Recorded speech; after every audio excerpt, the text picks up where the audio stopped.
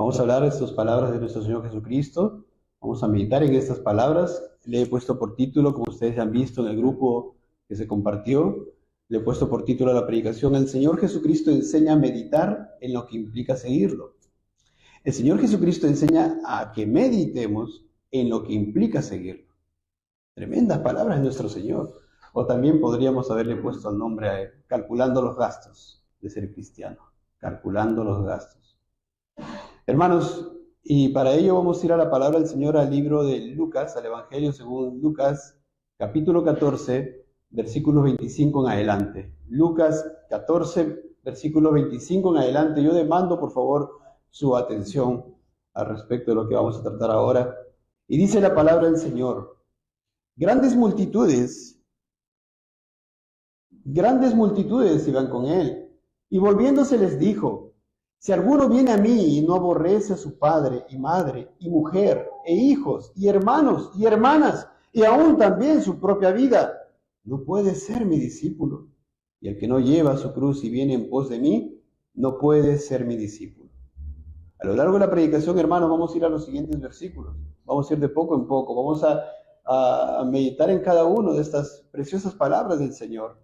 Pero notemos inicialmente cómo empieza este relato. Dice: grandes multitudes iban con él. Imagínense, nuestro Señor Salvador y mucha gente, como ya hemos visto aquí y se ha enseñado a lo largo de las Escrituras, como mucha gente lo seguía por motivos incorrectos. Profesaban una fe que era espuria. También hemos estudiado al respecto de ello muchas veces.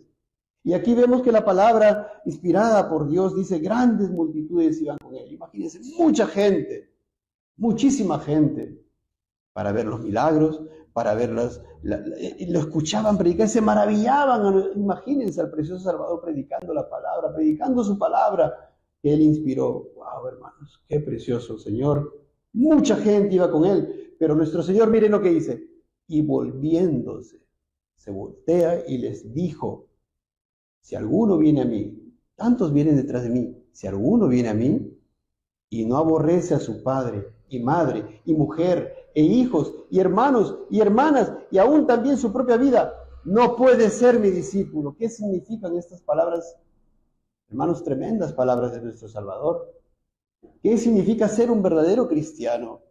Es muy fácil decir, no, yo pongo primero a Cristo, pero ¿y en la práctica cómo es esto?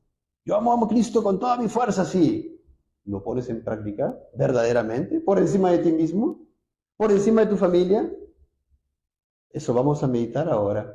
Y yo quiero, hermanos, acá darle un ejemplo pequeño, porque vamos a ir a otros ejemplos después. Quiero ahora darles un ejemplo. Imagínense, hay una persona que quiere trabajar en obras, digamos, en obras civiles, ¿no?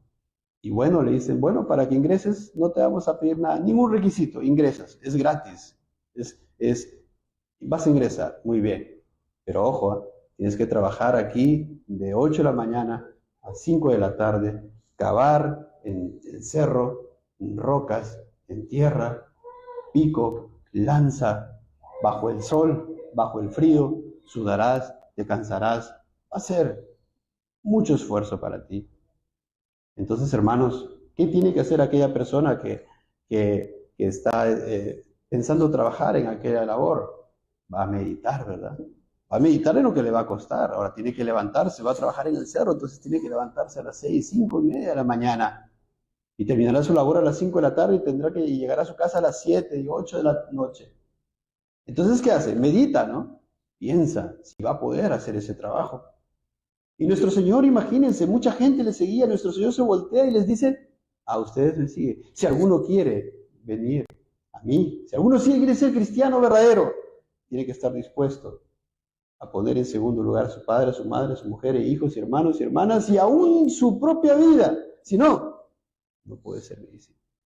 Entonces, hermanos, acá una primera exhortación. Y cada uno pregúntese a sí mismo: ¿así es su manera de vivir? ¿Así está en ustedes primeramente Cristo en la práctica?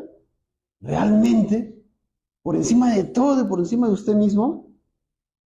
Hermanos, vamos a dar más ejemplos después, y quería darles esto para que ustedes entiendan. Entró por gracia el trabajador. El trabajador entró, ¿verdad? No hay ningún problema, entras a trabajar, pero él tenía que meditar los gastos. Y nuestro Señor está diciendo a estas personas: mediten. ¿Quieren ser verdaderos cristianos? Mediten bien, esto es lo que le va a costar. Y sabemos, y me adelanto también en decir, hermanos, porque sabemos que todos por gracia.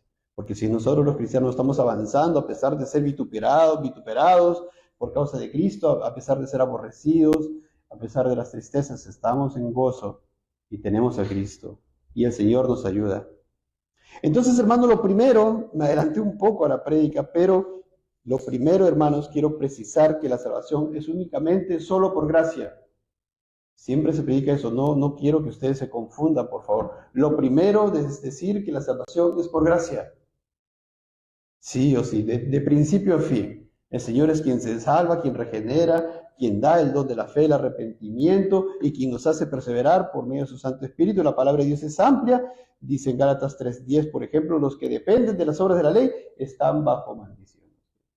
Y ya, entonces yo voy a forzar para yo entonces voy a ganar mi salvación, mérito mi esfuerzo. No. Los que dependen de las obras de la ley están bajo maldición. Y Efesios 2 también dice claramente, porque por gracia sois salvos, por medio de la fe, ¿no? Y esto no de vosotros, pues es don de Dios, no por obras, para que nadie se gloríe. Así lo que lo vamos a predicar ahora no son obras, hermanos, tengamos mucho cuidado. No es obras, la salvación no es por obras, es únicamente por fe en el Salvador, en su persona y en lo que Él hizo en la cruz del Calvario, no solamente en la cruz del Calvario, sino en toda su vida, hermanos.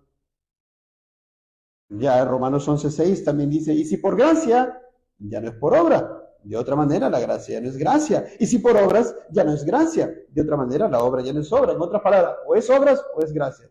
¿Quieres ganar tu salvación por obras? Estás perdido. ¿Por qué? Porque tienes que guardar la perfección. Y no puedes. No podemos. Ningún ser humano. ¿Por qué? Porque ya, es más, desde que hemos sido concebidos, estamos en pecado. Sí, hermanos. Es únicamente por gracia la salvación. La Biblia es clarísima en mostrarnos esta gran verdad escritural. En Isaías 55:1 también dice, a todos los sedientos, venid a las aguas, y los que no tienen dinero, venid, comprad y comed, venid, comprad sin dinero y sin precio. Es por gracia, hermanos. No nos cuesta, hermanos. Le costó a nuestro Señor. Eso está clarísimo, quiero que lo tengan muy claro. La salvación le pertenece al Señor, como dice David en el Salmo, como dice Jonás también, Jonás 2, como dice Apocalipsis. La salvación es del Señor. ¿Por qué somos salvos, hermanos? Señor. ¿Por qué estamos caminando aquí? Por el Señor. ¿Por qué seremos resucitados? Por el Señor. ¿Por qué estaremos en la gloria eternamente con Él? Por el Señor. De principio a fin, hermanos, a Él tiene que ser toda la gloria.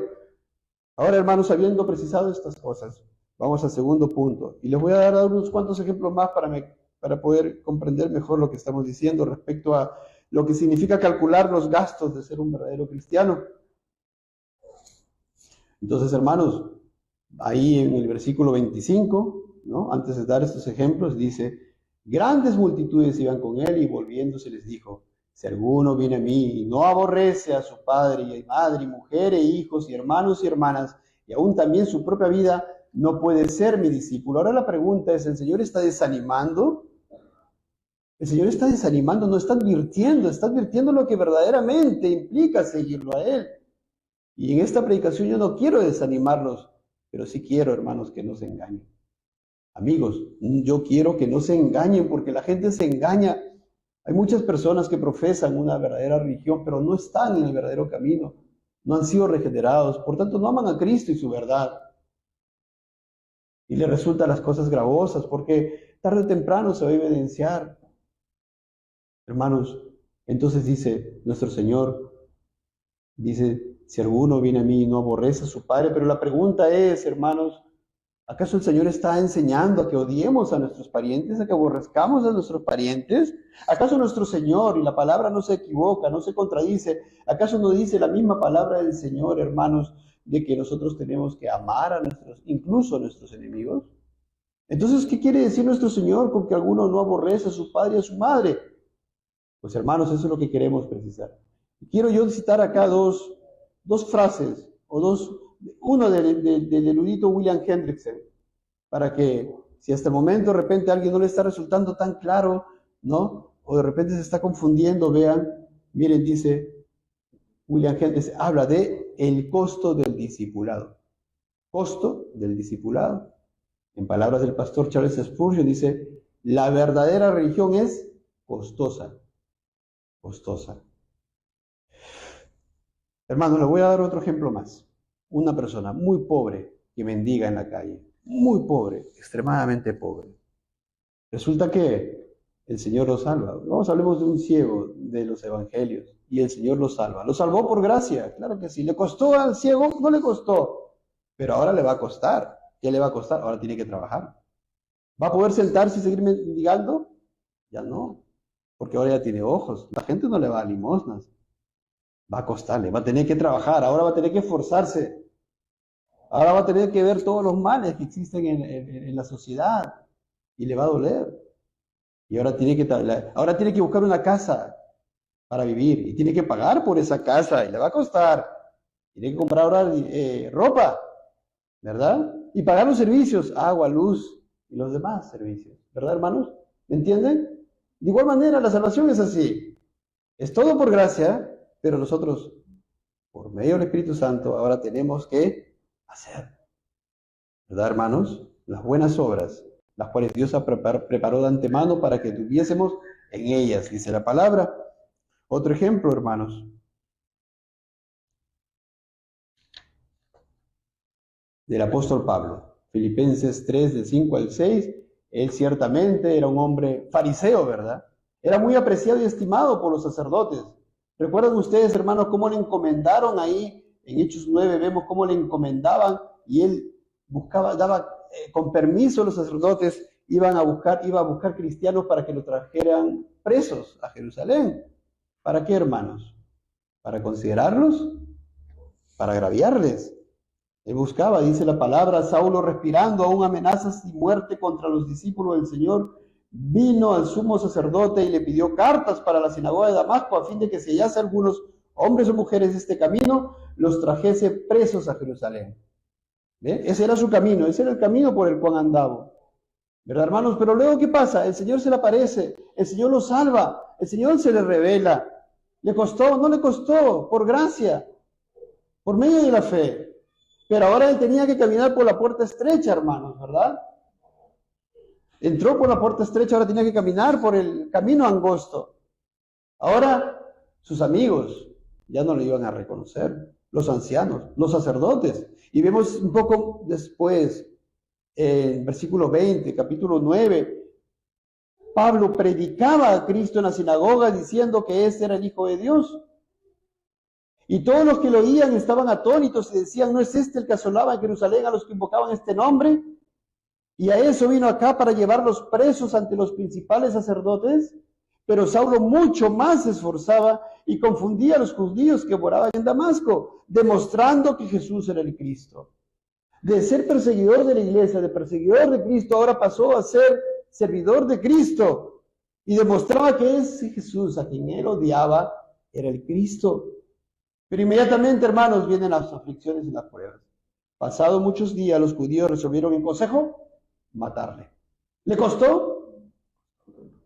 ¿Meditó en los gastos? Meditó en los gastos. ¿Le costó ser cristiano? Pero, y me adelanto aquí también en decir algo, hay gozo en ser cristiano. Y hemos entonado los signos hace un momento. Hay gozo. Parece una paradoja, ¿no, hermanos? Somos aborrecidos, vituperados, odiados, despreciados, no nos contestan la llamada, tal vez, algunas veces, y a veces tantas situaciones, pero hay gozo, hermanos, porque estamos en Cristo. Una paradoja, ¿verdad? Es una paradoja, una contradicción, una aparente contradicción. Sí, hermanos.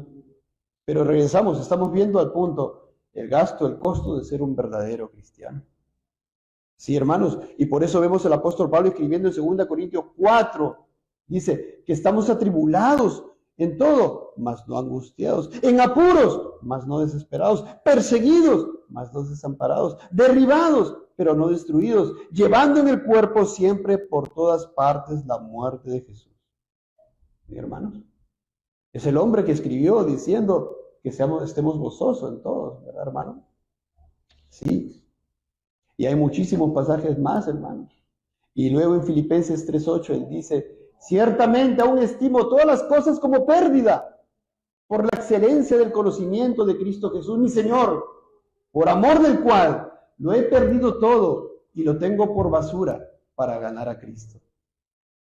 Todo, tenía reputación, era muy querido, muy apreciado por la sociedad, por los religiosos, los ancianos, los sacerdotes. Ahora se volvió cristiano, predicaba a Cristo. Venían las pruebas, las tribulaciones, las ofensas, lo azotaron, le golpearon, lo agarraron, lo apresaron. Lo tengo por basura para ganar a Cristo. ¿Le costó, hermanos? Costó. ¿Y lo pudo hacer? ¿En sus fuerzas? No, porque separado de Cristo, nada podía hacer. Y así nosotros, hermanos. Y me estoy adelantando a decir eso para que no me malinterpreten. Hermanos, que por el poder del Espíritu Santo nosotros podemos. El Señor Jesucristo lo dijo, y no quiero adelantarme porque es parte de lo que viene al final. Dijo, ¿no? Pero confiad, yo he vencido al mundo. En el mundo tendréis aflicción. Sí, hermanos, pero tenemos el poder del Santo Espíritu de Dios mismo. La tercera persona de la Trinidad. Voy a poner un ejemplo más, hermanos, de una mujer, de una ramera salvada por el Señor Jesucristo. Pensemos, hermanos, antes no trabajaba, tenía vergüenza tal vez de ejercer un oficio que le dé poca remuneración, o tal vez no quería esforzarse mucho trabajando en un oficio lícito, o tal vez no le alcanzaba, ¿verdad?, para cubrir todos sus gastos, todas sus necesidades, y tenía que trabajar de esa manera. Pero ahora si dejaba ese oficio tenía que, ¿ahora qué? ¿Le iba a costar? Sí. Ahora tenía que trabajar de sol a sol. Y de repente aún trabajando, ¿no?, de sol a sol, no le iba a alcanzar para poder sostener y poder cubrir todos los gastos de las necesidades que tenía antes. Y de repente solamente le alcanza para cubrir las necesidades básicas. O de repente, como la viuda de Sarepta de Sidón, no le alcanza ni siquiera para cubrir las necesidades básicas. ¿Se dan cuenta, hermanos? Le iba a costar. Vamos a ir al siguiente punto, hermanos. Al verdadero cristiano le cuesta. Debe llevar su cruz. ¿Qué significa la cruz? Vamos a ver ello también. Entonces el pasaje principal dice, hermanos, grandes multitudes iban con él, y volviéndose les dijo, si alguno viene a mí y no aborrece a su padre y madre y mujer e hijos y hermanos y hermanas y aún también su propia vida, no puede ser mi discípulo. Y como decíamos, hermanos, esto no significa que vamos a odiar, ir odiando a todo el mundo. Voy a ser cristiano, entonces debo odiar a mi papá, a mi mamá, a mis hermanos. Eso no quiere decir. Cuando vamos a Mateo 5, hermanos, Mateo 10, 37, y juntamos con este pasaje en Lucas 14, vamos a ver, hermanos, lo que verdaderamente significa. Y dice en Mateo 10, el Señor Jesucristo también, el que ama a padre o madre más que a mí, no es digno de mí. El que ama a hijo o hija más que a mí, no es digno de mí. Entonces, ¿de qué está hablando nuestro Señor? Está hablando de quién está primero. ¿Quién tiene la preeminencia? ¿Quién tiene la preferencia? ¿Nuestros hijos?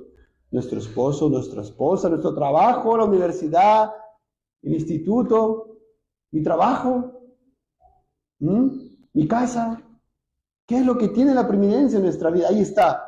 Si alguien está por encima de Cristo, aún las cosas más amadas, más íntimas como padre, madre, hijo, hija, no soy digno de Cristo. Aún si yo mismo estoy por encima de Cristo y mis necesidades están para mí primero por encima de Cristo, no soy digno de Cristo. Hermanos, espero que estén comprendiendo. Entonces esto demanda, hermanos, una verdadera devoción para con Cristo, una completa devoción. Él tiene que ser el preeminente, una devoción de corazón, un total sacrificio, hermanos. Él debe tener la preeminencia, sobre todo, como dice Colosenses 1:18, que dice que Él es la cabeza del cuerpo, que es la iglesia. Él, que es el principio, el primogénito entre los muertos, para que en todo tenga la preeminencia. En ti, hermanos, en todo Él tiene la preeminencia, en toda tu vida. Tú hazte esa pregunta y respóndatela, por favor, respóndetela. Dios es digno, Él es Rey de reyes y Señor de señores. Él es precioso, es digno de ser amado, respetado, honrado, temido, obedecido, hermanos. Aquel que nos mantiene aquí, miren, estamos con salud todos, todavía estamos conscientes, tenemos conciencia. Hay una persona joven, 20 y tantos años, en un mes ahora está en cuidados intensivos. Alguna vez quise predicar a su padre, Hablé con él ciertamente, nunca más quiso escucharme. ¿Qué es de él? ¿Qué será de él? Oramos por él para que el Señor tenga misericordia. Pero hermanos, Cristo no era preeminente en su vida. ¿Qué le espera? Entonces, hermanos, yo quiero ahí apelar. Dice nuestro Señor, si alguno viene a mí, hablo ahora a los ancianos y a las ancianas, que tienen tanto bagaje, tanto conocimiento, tantas experiencias. A veces pueden decir, no, no es así como dice la Biblia, yo crecí así. No, tienes que negarte eso. Yo crecí y esto funcionó. Tienes que negarte a ti mismo, no es eso, es la verdad, es Cristo. No, pero yo no soy tan malo. No, es Cristo. Si sigues pensando que tú vas a poder reconciliarte delante de Dios, si sigues pensando que no hay un cielo, que no hay un infierno, que no hay un Dios que va a juzgar a los vivos y a los muertos, estás poniendo tú primero y tu pensamiento por encima de Cristo. No te estás negando a ti mismo. Y Señor Jesucristo dice, si tú quieres ser su discípulo, tienes que negarte a ti mismo. Sí. De repente puedes tener muchas amistades con quienes has crecido, muchos amigos, y tienes muchas inversiones mundanas. Pero ahora el Señor te demanda, si alguno quiere ser mi discípulo, niéguese a sí mismo. Tome su cruz cada día, dice, y sígame. Hermanos, qué tremenda palabra del Señor. Puedes ver cosas en tu vida, tu hijo, tu hija, de repente no te sigue. O de repente tú dices, ya bueno, voy a seguir a Cristo, pero ¿qué me va a demandar? Ah, tienes que calcular el gasto. Aquellos hijos tan amados no van a querer seguirte a ti, probablemente. Y va a demandar que tú pongas primero a Cristo. No, eso no quiero hacerlo. Eso no voy a hacerlo porque eso ya es mucho. No eres digno de Cristo. ¿Se dan cuenta, hermanos?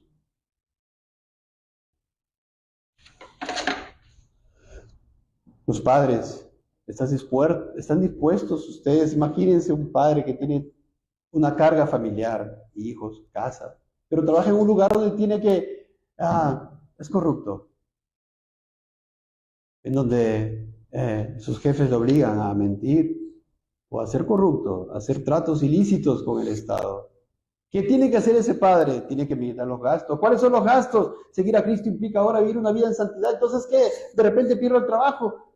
¿Y qué es de mis hijos que los tengo en la universidad y ahora pago tantos miles de soles por cada uno de ellos? No voy a poder. Dios Jesucristo dice, si alguno ama madre, padre, más que amigo, hijo, hija, no es digno de mí. Y si alguno no toma su cruz, no es digno de mí. ¿Te das cuenta? A las madres, educar a tus hijos empleando, si es el caso, la vara, la corrección, la disciplina física. ¿Estás dispuesta a ello? ¿Estás dispuesta a poner primero a Cristo y sus mandamientos por encima de tus hijos? Y si te enseñaron a ti desde pequeño, desde pequeña a ser la líder, ¿verdad? Como ahora enseñan incluso en los lugares evangélicos, ¿verdad? La luchadora. ¿Estás dispuesta a dejar eso? Si tienes una profesión, una carrera bien ganada, has sufrido 5 años estudiando, tienes una profesión, una carrera, y todavía tienes para seguir avanzando en tu trabajo, y luego te casas, y el Señor te demanda ¿a qué? A que seas cuidadora de tu esposo, del hogar, de los hijos. ¿Y qué dice el mundo? ¿Cómo vas a dejar eso? ¿Cómo vas a dejar eso si tanto esfuerzo te ha costado? Muchas veces lo he escuchado. Tanto esfuerzo te ha costado quemarte las pestañas. ¿Estás dispuesto, mujer, a poner primero a Cristo y sus mandamientos por encima de lo que dice el mundo? ¿Estás calculando ese gasto? A los niños, los jóvenes, primero los niños. Niños, ¿están dispuestos a cargar su cruz cada día, a recibir el vituperio, la ofensa, el agravio, el rechazo de sus compañeritos de colegio cuando usted no participa de las conversaciones mundanas de sus compañeros? Los insultos, las lisuras, las bromas de doble sentido. ¿Están dispuestos? ¿Están dispuestos a que lo rechacen sus compañeros por eso? Los jóvenes, no creo que haya acá algunos, no sé, tienen parejas enamorados o enamoradas, ¿están dispuestos a dejarlo por Cristo? Porque están en pecado. Porque si eso no es para un matrimonio de aquí a unos meses, entonces están en pecado. Es ilícito. Es un enamoramiento del mundo, ¿verdad? Y pueden salir dañados. ¿Cuántos ha enseñado en esta iglesia respecto del tema, hermanos? Ahora quiero citarles un extracto de un sermón del puritano Thomas Buxton al respecto de estos versículos. Dice, inicio la cita, que ningún hombre puede ser un verdadero discípulo de Cristo para quien Cristo no es más querido que lo que es más querido para él en el mundo. Hermanos, está repitiendo la palabra de nuestro Señor. Ningún hombre, para que digan, hermanos, que esto no es algo nuevo, lo dice claramente nuestro Señor. Acá los puritanos también tenían las cosas muy claras al respecto de este tema y lo predicaban así. Ningún hombre puede ser un verdadero discípulo de Cristo para quien Cristo no es más querido que lo que es más querido para él en el mundo. Y en otro sermón también este mismo varón, Tomás Boston, dice, el hombre viene a Cristo y no trae consigo a su corazón, sino que lo deja en casa con su padre o su madre, etc. O lo mantiene todavía abrazando a su amado yo, su vida, de modo que no puede abrazar a Cristo. Oh, hermanos, qué tremendo, ¿no? Hermanos, si hemos leído aquí el libro del Progreso del Peregrino, Jan Banyan, hermanos, miren, le voy a citar este extracto, la primera parte del libro. Dice, ¿no? Ya todos sabemos que es una alegoría, ¿no? Él dice, ay, mi querida esposa, y ustedes, hijos de mi corazón, estoy afligido a causa de una carga que me abruma. ¿Cuál era esa carga, hermanos? Hemos leído su pecado.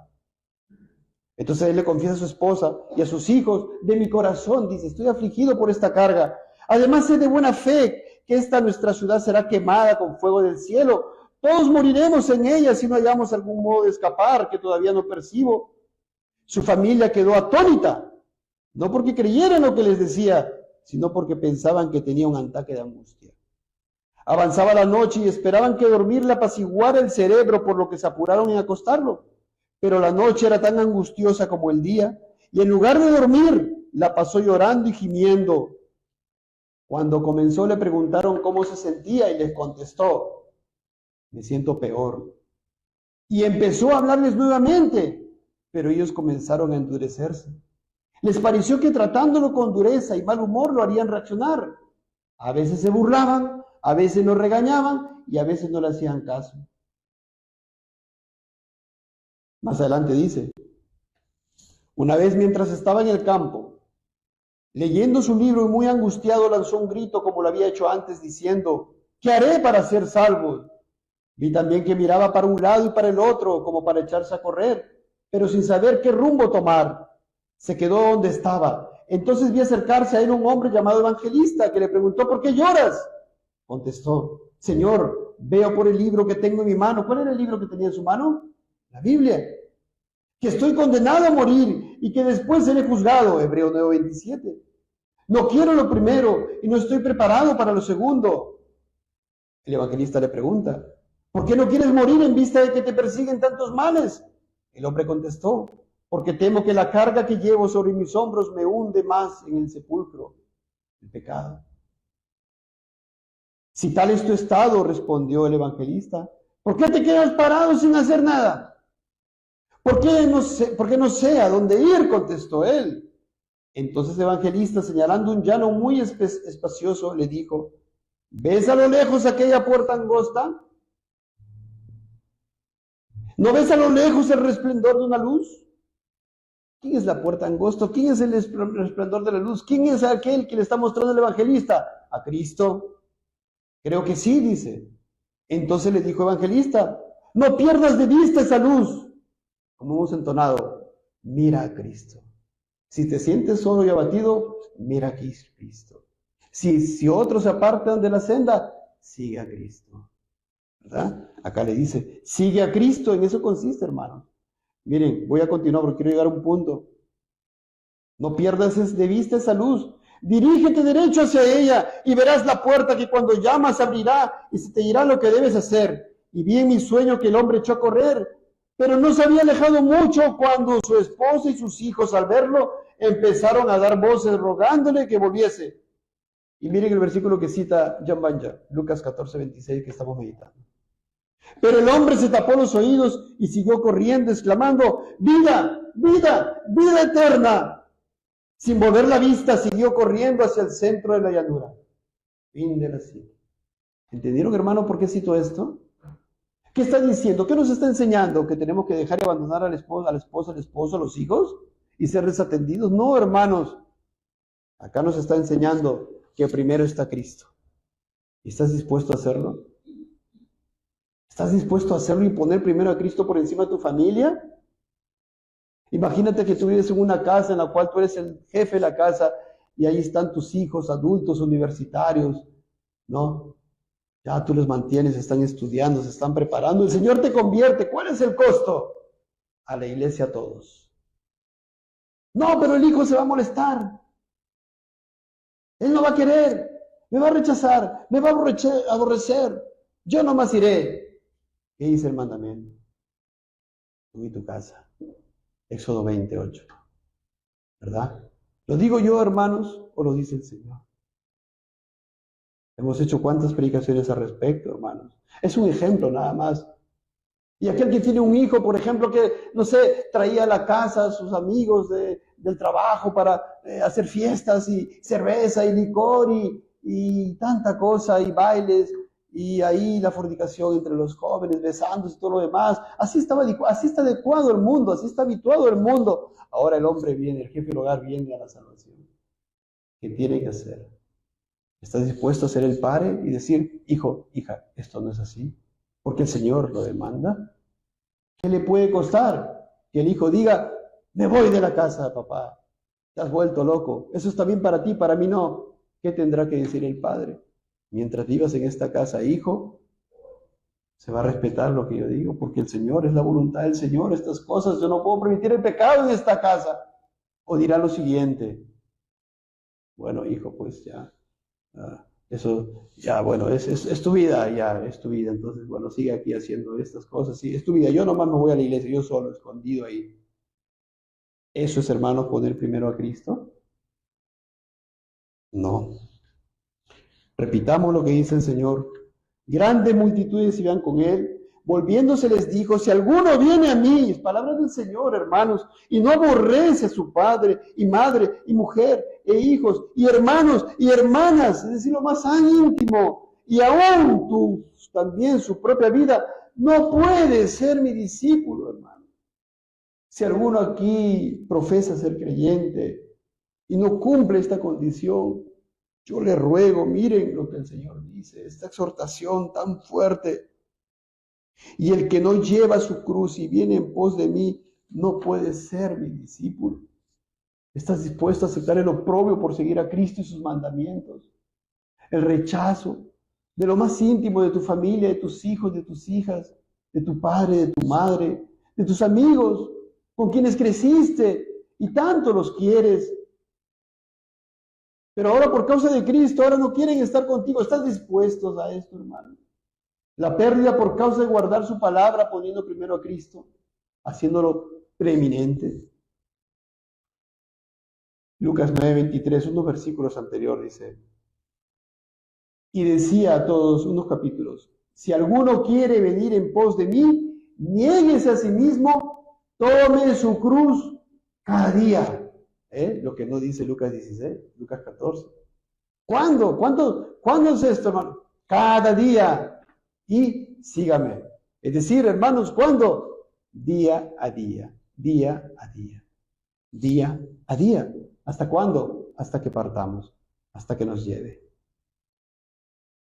Hebreos 13 también dice, versículo 13, salgamos pues a él fuera del campamento, llevando su vituperio. Sí, hermanos. No es como el evangelicalismo actual predica, ¿verdad? Vienes a Cristo. La otra vez, ahí viendo por internet, había una iglesia que había puesto una predica y decía, la familia primero. Ya no sé qué decía la familia primero. Pero la Biblia no dice eso, mi Biblia no dice eso, hermanos. Acá dice, salgamos pues a él fuera del campamento, llevando su vituperio. Vemos cómo Pedro y Juan, hermanos, allá en Hechos 5, ellos son apresados por predicar la palabra, ¿verdad? El sumo sacerdote, todos los que estaban con él, esto es, la secta de los saduceos, se llenaron de celos, echaron mano a los apóstoles, los pusieron en la cárcel pública. Y vemos luego que un ángel los libera, ¿verdad? Entre tanto que ellos estaban reuniendo para ver qué hacían con él, se reunió el concilio, ¿verdad? Y luego cuando dice, tráiganlo, ya no estaban Pedro y Juan. ¿Qué estaban haciendo? ¿Qué les había dicho el ángel? Que prediquen, que anuncien el evangelio. Y estaban haciendo eso, a pesar que los habían metido preso. Entonces cuando llaman y le dicen, tráiganos, dice, viniendo uno les dio una noticia y le dijo, he aquí, los varones que pusiste en la cárcel están en el templo y enseñan al pueblo. Entonces fue el jefe de la guardia con los alguaciles, los trajo sin violencia porque temían ser apedreados. Cuando los trajeron, los presentaron en el concilio y el sumo sacerdote le preguntó diciendo, ¿no os mandamos estrictamente que no enseñéis en ese nombre? Y no querían que prediquen a Cristo crucificado y que había resucitado. Y le dicen, ¿no les hemos mandado estrictamente que no prediquen a Cristo? Y ahora habéis llenado a Jerusalén de vuestra doctrina y queréis echar sobre nosotros la sangre de ese hombre. ¿Y qué responde Pedro y los apóstoles? Dijeron, es necesario obedecer a Dios antes que a los hombres. Hermano, amigo, amiga que quiere ser un verdadero cristiano o quiere seguir verdaderamente a Cristo, para que no te engañes, es necesario obedecer a Dios antes que a los hombres. Es necesario obedecer a Dios antes que tu amigo, tu amiga, tu mamá, tu papá, tu hijo, tu hija, tu hermano, quien sea. Eso dice la palabra, hermanos, no lo digo yo. Entonces, ¿qué hacen después? Versículo 33, se enfurecieron, querían matarlos. Ahí aparece Gamaliel, no vamos a leer todos, hermanos. ¿Y qué hacen luego? Convinieron con él, con Gamaliel, y llamando a los apóstoles después de azotarlos. No habían hecho nada, pero tenían que azotarlos para asustarlos. Les intimaron que no hablasen en el nombre de Jesús y los pusieron en libertad. ¿Sabes qué? Cállense, apóstoles, cállense. Los azotan, les intiman y le dicen, cállense y les ponemos libre. Y ellos salieron de la presencia de concilio. ¿Cómo, hermanos? Gozosos de haber sido tenidos por dignos de padecer afrenta por causa del nombre. Eso es, hermanos, es poner a Cristo por encima de nuestra propia vida. Sí, hermanos. Y todos los días en el templo y por las casas que se callaron, no cesaban de enseñar y predicar a Jesucristo. Hermanos, amigos, vamos a ver algunos ejemplos de algunas personas que amaron más a Jesucristo y su verdad más que a sus parientes. En la Biblia, hermanos, Primera Reyes 15:13 dice, hablando del rey Asa. ¿Cómo era ese rey? Creyente, ¿verdad? Hizo lo bueno, dice delante del Señor. ¿Cómo se llama su hijo? Josafat. Mucha enseñanza, hermanos. Dice aquí, en este versículo, dice de Asa, también privó a su madre Maaca de ser reina madre. ¿Por qué la privó de ser reina madre? ¿Qué pasó? ¿Desobediente? ¿Deshonraba a su mamá? No. ¿Era malo, la aborrecía y la odiaba? No. Acá dice, porque había hecho un ídolo de acera.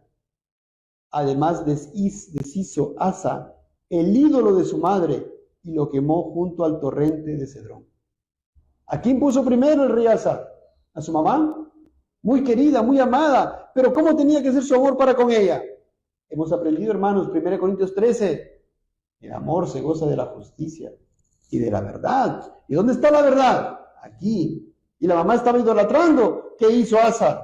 Deshizo ese ídolo, ¿verdad, hermanos? Y prefirió a Cristo y sus mandamientos, a Dios y sus mandamientos por encima de su madre. En 1 Reyes 2, 19 al 25, el rey Salomón, viene su madre Betsabé a pedirle algo. Dice, vino Betsabé al rey Salomón para hablarle por Adonías. Y el rey se levantó a recibirle y se inclinó ante ella, muy respetuoso el rey Salomón, un ejemplo. Hijos, miren, se inclinó, hijos, escuchen, aprovecho aquí. Hijos de la iglesia, jóvenes, miren, se inclinó ante ella y volvió a sentarse en su trono e hizo traer una silla para su madre, la cual se sentó a su diestra. Ejemplo, miren. Miren el respeto, la reverencia de este joven, de este hombre, Salomón para con su madre. Ella dijo, una pequeña petición pretendo de ti, no me la niegues. Y el rey le dijo, pide, madre mía, que yo no te la negaré. ¿No? Está bien. Ella dijo, dese a Abisag, sunamita, por mujer a tu hermano Adonías. ¿Abisag quién había sido? La mujer de David, la concubina de David. Y su hermano Adonías estaba pidiendo, quería estar con la que había sido la concubina de su papá David. Miren, el rey Salomón respondió y dijo a su madre, ¿por qué pides a Abisag, sunamita, para Adonías? Demanda también para él el reino. Porque él es mi hermano mayor y ya tiene también al sacerdote Abiatar y a Joab, hijo de Sarves. Estaba planeando una revuelta ahí. Y el rey Salomón juró por Jehová diciendo, así me haga Dios y aún me añada que contra su vida ha hablado Adonías estas palabras. Ahora pues vive Jehová, quien me ha confirmado y me ha puesto sobre el trono de David mi padre, porque eso estaba profetizado, hermanos, y quien me ha hecho casa, como me había dicho que Adonías morirá hoy. Entonces el rey Salomón envió por mano de Benaía, hijo de Joiada, el cual arremetió contra él y murió. Hermano, ¿qué vemos aquí detrás de estas cosas? Porque hay muchas cosas para ver aquí. Que Salomón obedeció primero a Dios y la voluntad de Dios por encima de la voluntad de su madre, en este respecto.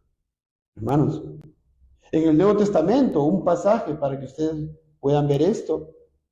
1 Corintios 7, 12 al 16. Aquí el apóstol dice, ¿no? Escuchen, presten mucha atención. Si algún hermano tiene mujer que no sea creyente y ella consiente en vivir con él, no la abandone. Imagínense, hermano, hay un hermano creyente, es cristiano, verdaderamente cristiano, y porque el Señor lo salvó, y tiene una mujer que no es creyente, pero la mujer consiente en vivir con él. Es decir, no tiene ningún problema, le dice, ya no hay problema, vamos a seguir tu religión, ya. Yo no quiero saber nada de Cristo, pero tú y sí, ya bueno, voy a sujetarme a ti en este respecto. Puedes ir a la iglesia, no tengo problema. ¿Quieres llevar a los hijos a la iglesia? No hay problema, bueno, ya. ¿Quieres leer tu Biblia? No hay problema, ya, no tengo ningún problema. Y si una mujer tiene marido que no sea creyente y él consiente en vivir con ella, acá la cosa es distinta. Acá, ¿quién es el creyente? La mujer. La mujer el Señor la salva. Un matrimonio, digamos que un matrimonio, un varón y una mujer incrédulos. Y el Señor salva a la mujer. ¿Qué le dice el Señor? Divórciese. No, hermanos. ¿Cuál es la voluntad del Señor? ¿Que se divorcien? No, no es la voluntad del Señor. Claro que no. Pero acá hay un principio clarísimo, un mandato clarísimo. La mujer ahora que es creyente, ¿qué va a hacer? Va a buscar obedecer al Señor. Va a querer leer su Biblia, hacer sus devocionales, santificarse, no participar de las cosas del mundo que hace su esposo. Y de repente el esposo dice, bueno, ya tú con tus cosas, ya eres exagerado, ya anda a tu iglesia, pues anda, ya quieres leer la Biblia, no tengo problemas, o sea, tú con lo tuyo y yo con lo mío. ¿Qué dice el Señor? ¿Divórciense? No. Dice, si él consiente en vivir con ella, no la abandone. Pero ¿qué pasa si el caso es distinto? Si el esposo le dice, ¿sabes qué? Yo no te conocí así. Yo me casé con una mujer distinta. La mujer con la que me casé, yo iba conmigo a las reuniones, a bailar, a las discotecas, a hacer las fiestas patronales, ¿no? A libar licor, alcohol. Ya no estoy de acuerdo contigo, pues no quiero seguir así casado contigo porque tú has cambiado. O dejas tu religión o sigues conmigo. Tienes dos caminos. Miren. Versículo 15. Dice ahí claramente, pero si el incrédulo se separa, sepárese. Pues no está el hermano o la hermana sujeto a servidumbre en semejante caso, sino que a paz nos llamó a Dios. ¿Se dan cuenta, hermanos, ese gasto, ese costo que tiene que calcular la persona a quien quiere ser verdaderamente discípulo de Cristo, verdaderamente discípulo de Cristo? ¿Cuántas personas han quedado en el camino en ejemplos como este? ¿Cuántas personas por seguir a su esposo o a su esposa o a sus hijos ya no han seguido? Conocemos aquí en la misma iglesia personas que venían Estaban de alguna manera, vamos a decir, perseverando. No la perseverancia de los santos, pero estaban siendo persistentes, constantes. Le pidieron las pruebas, las aflicciones. Como dice la palabra del sembrador, venían las pruebas y las aflicciones, se apartaron, tropezaron. Y ahora están muchos en el mundo. Sí, hermanos. Pero miren a qué punto tiene que ser la preeminencia de Cristo en tu vida, a tal punto que tú estés dispuesto a que tu esposo se vaya o tu esposa se vaya. Bueno, acá los matrimonios, por la gracia de Dios, los matrimonios que hay de la membresía de la iglesia, todos son hermanos creyentes, ¿verdad? Aunque hay una hermana, pero bueno, hermanos, pero el varón le consiente y ella puede perseverar, gracias a Dios, que no está en otra situación. Hermanos, ¿y por qué todo esto? Porque el amor, ¿en qué se goza? Malinterpretan mucho los evangélicos estos pasajes. Pues el amor es sufrido, benigno, dice en el 5, 1 Corintios 13, no hace nada indebido, no busca lo suyo, no se irrita, no guarda rencor, no se goza de la injusticia, mas se goza de la verdad. Todo lo sufre, todo lo cree, todo lo espera, todo lo soporta. Esto, hermano, el amor verdadero, según la Biblia, tiene su impostor en el mundo. Porque el mundo dice amor, amor, amor. Está tan de moda esto, ¿no verdad?, de las uniones civiles entre personas de diferente sexo. Por amor, dice el mundo. Pero ese no es el amor de la Biblia. Ese es otro amor. Es un amor mundano, un amor entre comillas. No es el amor de la Biblia, porque el amor se goza de la justicia. No se goza de la injusticia, se goza de la justicia. Y también se goza de la verdad. Y la verdad está en la palabra. Y la verdad es Cristo. Seguidamente, hermanos, porque me está quedando corto el tiempo. 2 ejemplos que pone el Señor Jesucristo. Ahí nada más continuando en los versículos 28. Después de decir estas palabras que hemos visto, dice, porque ¿quién de vosotros, queriendo edificar una torre, no se sienta primero y calcula los gastos, a ver si tiene lo que necesita para acabarla? No sea que después que haya puesto el cimiento y no pueda acabarla, todos los que lo vean comiencen a hacer burla de él, diciendo, este hombre comenzó a edificar y no pudo acabar. Imagínense, hermanos, imagínense, alguien quiere edificar una torre. ¿Qué hace, hermanos? ¿Cuánto cuesta, no? Costos. Vamos a calcular los costos. El Señor está dando un ejemplo práctico, sencillo, para poder entender lo que Él estaba diciendo. Si alguno quiere ser mi discípulo, ¿no? Primero estoy yo, después todo, incluyendo tu vida, incluyendo los tuyos, los más cercanos. ¿Quieren ejemplos? Nuestro Señor pone aquí. ¿Quién de vosotros, queriendo edificar una torre, no se sienta primero y calcula los gastos?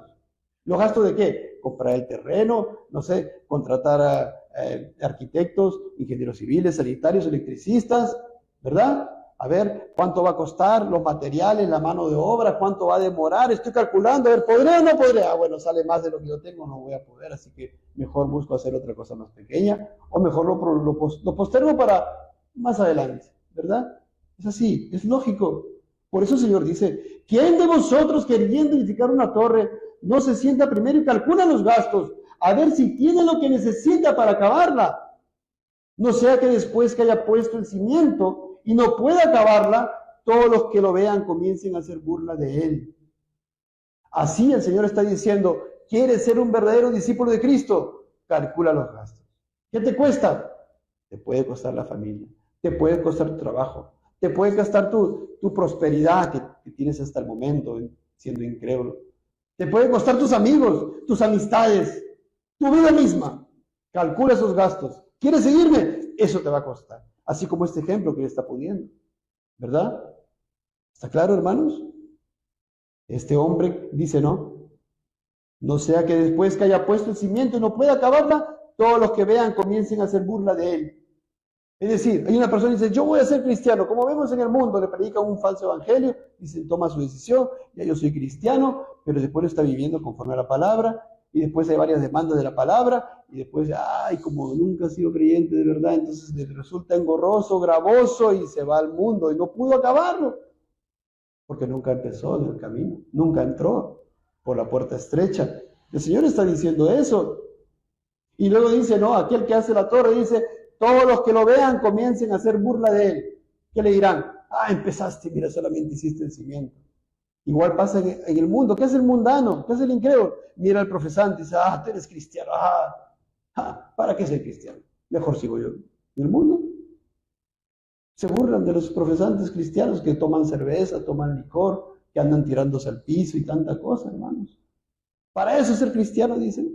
Yo les hice un comentario en una prédica anterior de una persona con la cual conversé, que riéndose me contaba aquella anécdota, ¿no? Que en una reunión me dice que vino al costado, se sentó un pariente suyo y le dijo, quiero pedirte un consejo. Miren, el pariente suyo, que era un pastor de una iglesia evangélica, le estaba pidiendo consejo al varón incrédulo.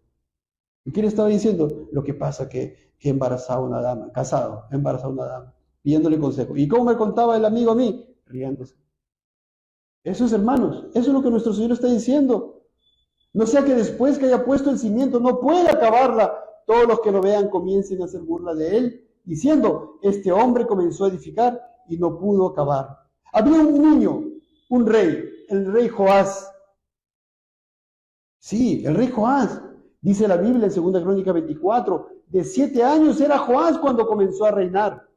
Alguien le ayudaba. Segunda Reyes 12 dice, el pasaje paralelo dice, y Joás hizo lo recto ante los ojos de Jehová todo el tiempo que le dirigió el sacerdote Joiada.